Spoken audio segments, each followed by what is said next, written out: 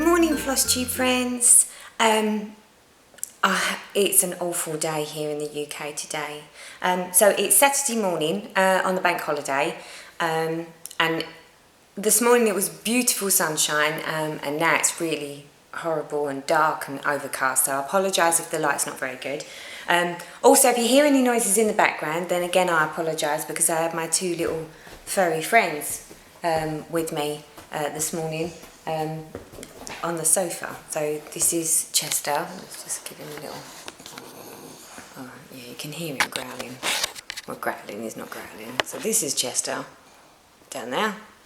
And then the other one, which is a little fudge, oh sorry fingers, is down there next to me.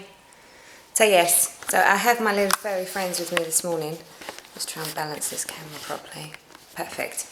Okay, for those of you that have seen the other videos, you knew that I was in a dilemma as to what new starts I was going to do. Still haven't decided, if I'm honest.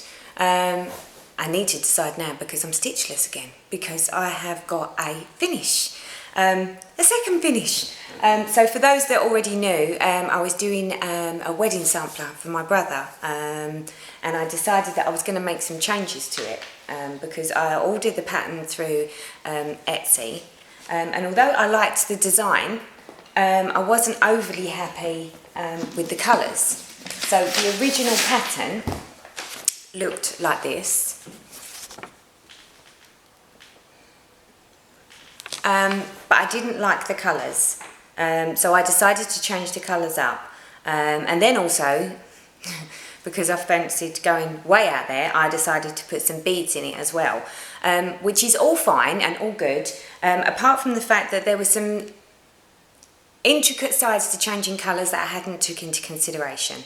But let me show you the piece first. So this is completed, so this is the finish. Here, let's give you a bit close up, and obviously you can see the beads in the piece. So yeah, so I have done it. A few issues that I struggled with. Originally this section down here was just supposed to be like a scroll. It wasn't supposed to have an outline around it. On the design, the colouring was as such that I think it was maybe darker than I've done. So when I actually did it, it didn't look right because it's all sort of quite powerful and clear lines, and then obviously because I had such a light blue at the bottom, without the edging line, it just didn't work. So I ended up having to put a back stitch in across the top and then again across the bottom. Which at the time I was thinking, I don't think it looks right, but now that it's actually completed and it's got the beads on it, I think it sort of ties it in a bit more, so I think it does actually look a bit like how it should look. The beads, again, another dilemma. I ordered 2 sets of beads. The first set were fine, which is the light blue ones, which is these, oh where are they? There. The light blue ones matched the light blue colour thread. The dark sort of aqua colour didn't work, so when they turned up they were like a lustrous, oh, this is what colour they turned up, which was absolutely nothing what I needed. So I ended up having to go out, and I ended up finding these, which do match the colour of the thread. When I got home and put them on though, I didn't realise they were actually bigger than the 11OC beads that I was originally using.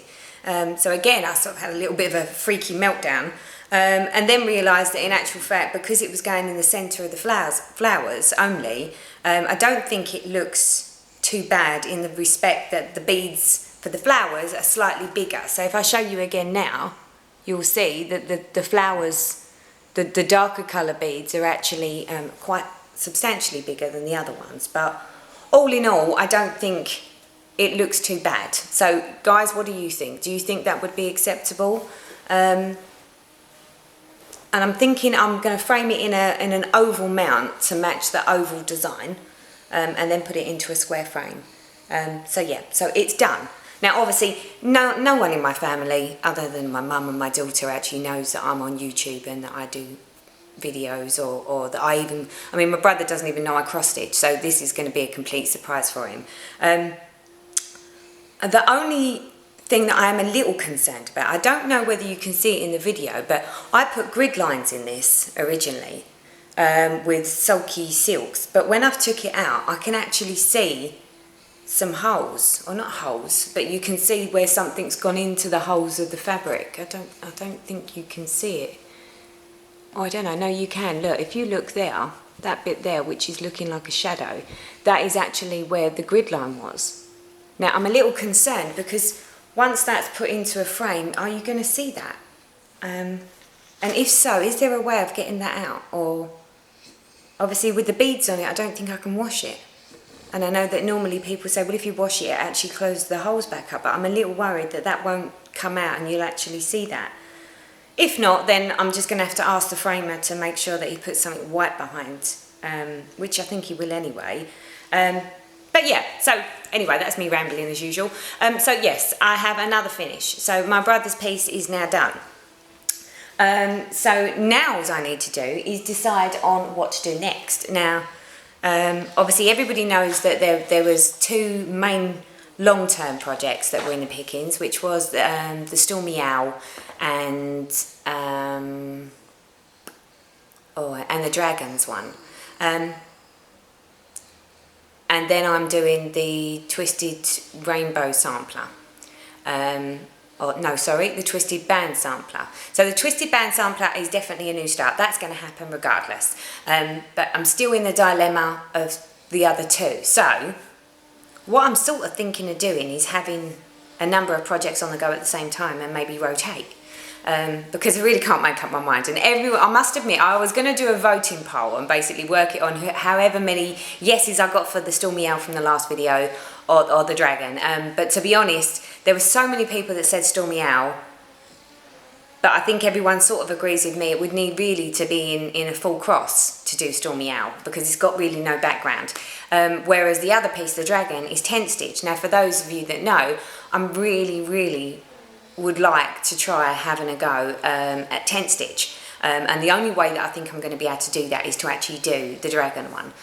So I think I'm just going to get all three on the go and just do it. I'm just going to go all out. I know that's not what I would normally do, but hey, this isn't about being normal, is it? This is about doing things differently, learning stuff, especially for me. I mean, I say I'm a newbie stitcher. Everyone tells me I'm no longer a newbie stitcher. I beg to differ. I still think I'm very much a newbie stitcher. There's so much that I still don't know, but I'm learning so much more as I go. So yeah, so that's pretty much on the stitching side. What I did want to show you, because obviously working on this and the beads and everything, I found it really quite tricky to get the beads in. I tended to get quite a bit of eye strain, and every now and then I was thinking I need to step away from the stitching. And I found, obviously, for those of you who know that I was dabbling in a bit of paper craft, I found something which was really good. It's one of those things that when you really can't, you can't stitch because your eyes are just not letting you stitch. But you want to do something creative, but then you don't really want to sort of go into a whole paper craft thing and have lots and lots of expenditure. There was this thing called book folding. Fabulous! All you do is you get an old hardback book that's got enough pages in it, download this pattern, and you mark with a ruler little marks on the edges of the paper, and then you fold it, and that's it. So you don't destroy the book. The book is still completely readable, so you just unfold all the pages again and you could read it, but you can turn it into a piece of art. So this is what I did. Oh, the side of my head. So this is my folded paper book, which says love. Oh, I don't know if you can see it yet. You can sort of see it, can't you? But it was such a something different to do. And then obviously I put some flowers on it and I decorated it with a little bit of ribbon just to make it look good. So that's now got pride of place up by my front door.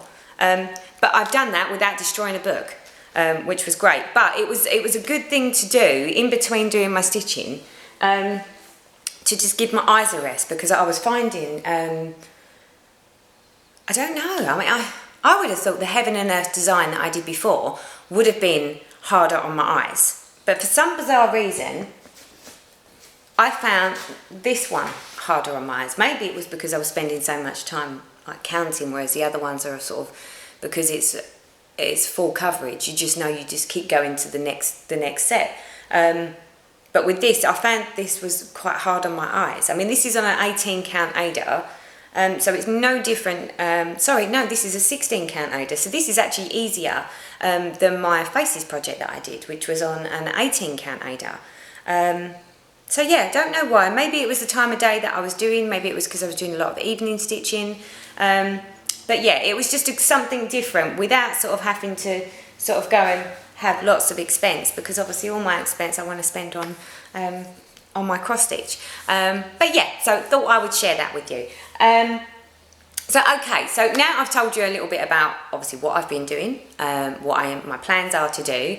I decided, I've never done one of these before, I was gonna do Pam Reid's stitch style tag.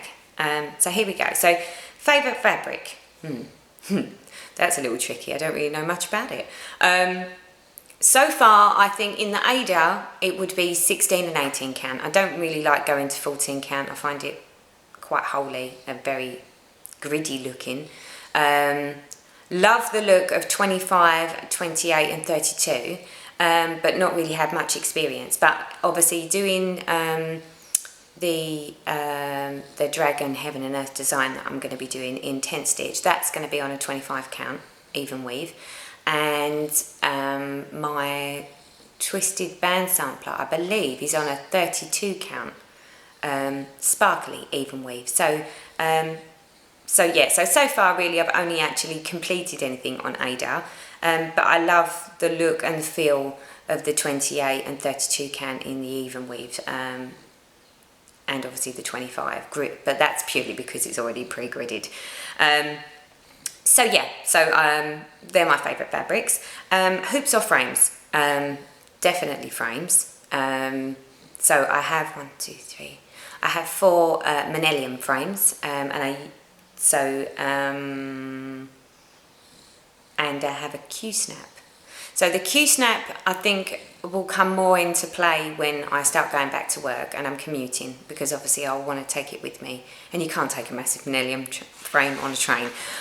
So the Q-snap will come into its own there. I've not really done small enough projects as yet to sort of use the Q-snap fully. I have done it for a couple of little bits and pieces. I did try the hoops, but they were slippery little suckers. So, I had springs flying off everywhere, and I didn't like the way it left big marks on the fabric.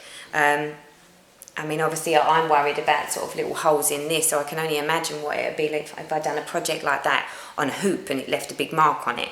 Definitely Q-snap for when I'm on the move, and my Manelium frame endlessly at home, because I love the tension of the Manelium frame. It is glorious to work with.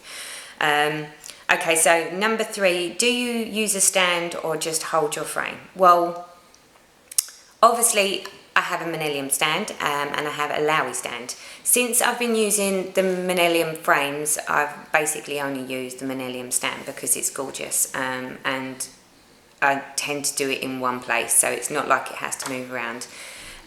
Obviously, when I'm commuting and I'm using the Q-snap, then obviously I'm going to give it a go in hand, which is a bit of a concern because I've only ever really learned to stitch two-handed. So I really don't know how I'm going to get on stitching with one hand. So at the moment, definitely a stand. So number 4, what is your favourite time to stitch? Always. I do a lot of stitching through the day at the moment, and have been, because obviously I've been really quite ill, so I have not really been mobile enough to be out and about. So I've been stitching all of the time. Once I go back to work, I'm only going to have the opportunity to stitch to and from work on a train, or in the evenings, and then obviously on the weekends. I would say my favourite time to stitch is when the house is quiet and when there's no one here. But I do tend to stitch a lot in the evenings, even now, because inevitably there's housework to be done, and there's, you know, school runs to be done, and there's, you know, deliveries and shopping and various other householdy type chore things that I've been doing of late. When I go back to work, that might change. It may be that I only get to stitch in the evening, but enjoy weekends more, because I tend to find that on the weekends everyone's busy, they're always out, and I have the whole day to do as I please.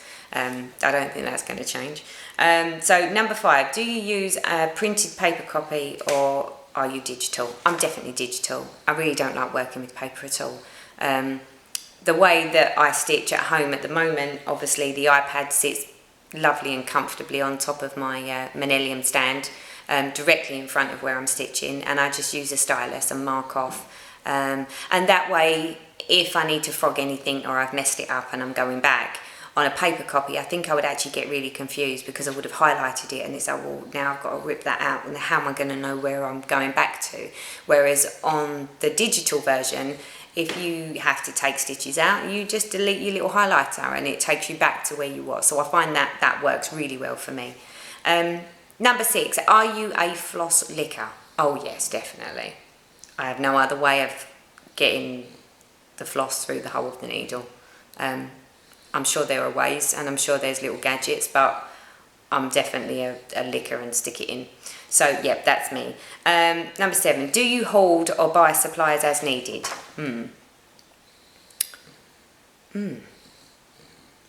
My flosses I tend to buy as I need them. My fabrics, I do seem to keep purchasing fabrics and then don't know what to put on them.